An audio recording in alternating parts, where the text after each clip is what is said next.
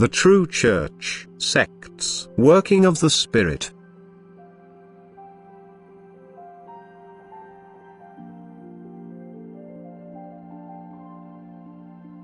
The fact that so many schools of thought or faith exist and that people are usually admitted into them without their own will should make you humans think.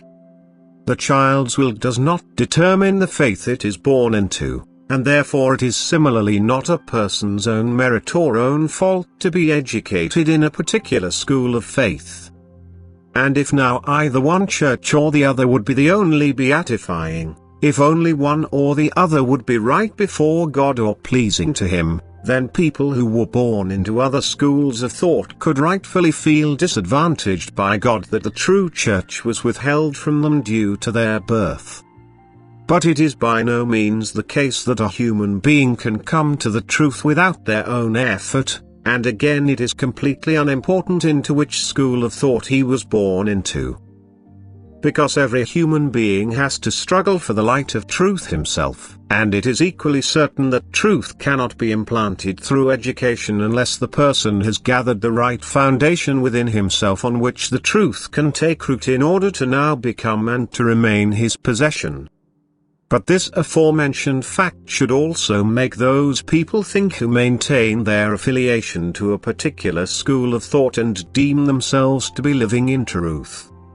It is a presumptuous idea to believe to possess the privilege for the kingdom of heaven. But many people have this presumptuous idea because all members of sects are utterly convinced to possess the exclusive truth. And yet they have mostly taken on board what they in turn were taught by those who equally fanatically deemed themselves infallible. And none of them have spent any thought on how God Himself regards those who do not belong to their school of thought. As long as a school of thought is only based on love for God and other people and Jesus Christ's act of salvation, it can also produce true Christians to whom the light of truth will soon shine as well. For if God's commandments of love are fulfilled while believing in Jesus Christ the divine Redeemer, the human being is becoming active himself, and then he has voluntarily joined the community of believers, the church which Jesus Christ Himself founded on earth. And every human being has to make this personal decision for himself. Or, the fundamental religion is the fulfillment of the commandments of love, and as long as this is ignored, the person stands outside the Church of Christ, outside of the truth, in spite of belonging to a school of faith which pretends to be the only true and beatifying one. No human being can acquire beatitude merely by belonging to a particular school of thought or through actions demanded by it. Only truly unselfish love for other people and thereby also demonstrated love for God leads to beatitude, and this can be practiced in every school of thought, which will then also lead to the knowledge of pure truth.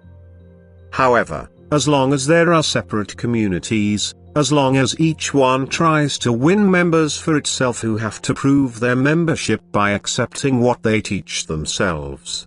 as long as these members' freedom of thought is restricted, they are mere supporters but not living Christians who can consider themselves to belong to the Church of Christ. But as soon as a person becomes alive, which thus only requires the condition of a life of love, he also realizes the extent of truth a school of thought can claim for itself. Then he will certainly be able to instruct his fellow human beings better than the leaders of the schools of thought, but he will not be able to transfer his insight to his fellow human being either. Instead, his fellow human being has to fulfill the same conditions which will lead to the realization of the pure truth. He first has to become a living Christian through a life of love, because this results in a strong faith, and then he also belongs to the Church of Christ, which he himself has built on the rock of faith.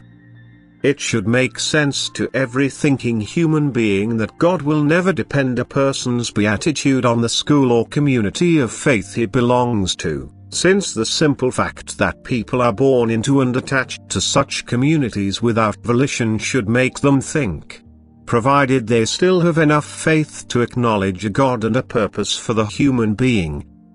For atheists, such thoughts are not worth discussing anyway because they dismiss every school of faith. But to those who all too eagerly support their opinion and repeatedly try to prove their truth by quoting words from the scriptures which, however, they only interpret rationally, apply the words that only love alone activates the spirit within the human being. In that case, however, the Spirit will also instruct them in accordance with the truth, and therefore misguided teachings will also be highlighted from which the person has to liberate himself if he wants to be a living Christian, a follower of the true Church of Christ, which does not exhibit any other outward characteristics than just the working of the Divine Spirit. Amen.